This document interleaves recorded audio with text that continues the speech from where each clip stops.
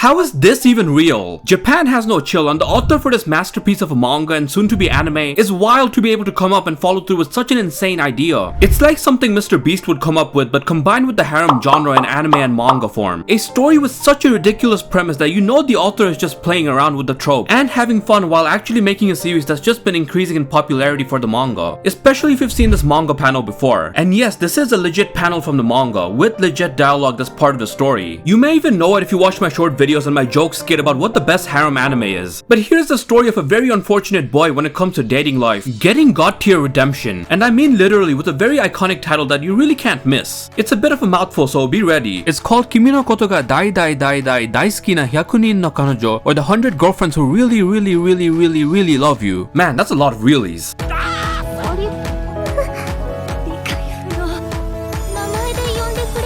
Simple story really, with a deadly twist, and I mean that in a literal sense. Starting off with just your everyday average boy Rentarou Aijou confessing to a girl and getting rejected, and us finding out right after that that was the 100th time he got rejected. But what I'm really trying to process is the fact that this guy got some nerves of steel. To be able to consecutively get rejected each time after asking 100 girls out, bro is an actual Chad to keep this going. But as I said, that's just the start of the story. Desperate, he goes to a shrine, praying in the hopes that in his upcoming years in high school, his luck will change. So at this point you already know my man hasn't given up even after 100 rejections. That's a whole new level of respect, but the real surprise is the fact that God really appears in front of him and tells him that he will meet 100 soulmates in high school. And the reason for all his rejections was for this very moment. Apparently all his luck stats when it comes to love in life was allocated to this. Starting the very first chapter off with a bang, meeting two girls when he goes to high school that are instantly head over heels for him, Inda Karane and Hanazono Hakari, one of them of course being a tsundere. Now here's where the twist comes in. In the process of deciding who he wants to date, he finds out that if he fails to date any of the 100 soulmates, that soulmate will die. So obviously being the hero and gentleman Rentarou is, being a matter of life and death, rather than just choosing one girl, he decides to date all of them, meeting a variety of different girls with different personalities and archetypes along the way, and hence the community naming the selfless legend Chad Taro, the hero we need but don't deserve. As for the story, I'll leave it at that and let you guys enjoy it for yourself and just see how far it goes, how wild and ridiculous it is. I think there's something to surprise everyone, but aside from this magnificent and wild plot, it's also how this series is so self-aware and meta, constantly making fun of tropes and itself. Like how at the start the MC keeps repeating what God said and God gets pissed off at him and tells him to stop because he's wasting literal manga panels on the pages and having to put more effort in drawing. And just in general leading to insanely funny situations and concepts that will leave you wondering what you just read and probably what you just watched once the anime is out. Like instead of just having one lap pillow, why not have a whole bed with the laps of every single girlfriend? So bizarre, but Rentarou out here is living his best life. It's these small things that really add to the humor in the story and gives the mangaka personality when it comes to their writing style. But if we're talking about something big, let's rewind to this huge manga panel here. This is Chad Taro telling his 20-something girlfriends at that time everything he loves about them sincerely. Now imagine this being voice acted for the anime. My prayers go out for him and for all the translators that had to translate this entire essay of a manga panel in different languages. And you know the voice actors and actresses will be having fun with this series in general. Given if it goes far enough, there will be a lot of them that are playing pretty much main roles. But regardless, I'm really excited to see just how this anime turns out this fall 2023 anime season in October. Because I'll tell you this, the manga made me laugh a lot, and honestly something that you can easily pick up for a chill watch or read. Yeah, that's about it. As always, thanks for watching. If you enjoyed this video, leave a like, and if you're new here, hit subscribe for more anime, manga, and Japan related content.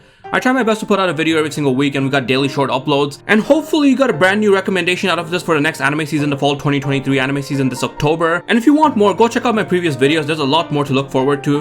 And yeah, like and subscribe. Bye bye, subscribe, peace.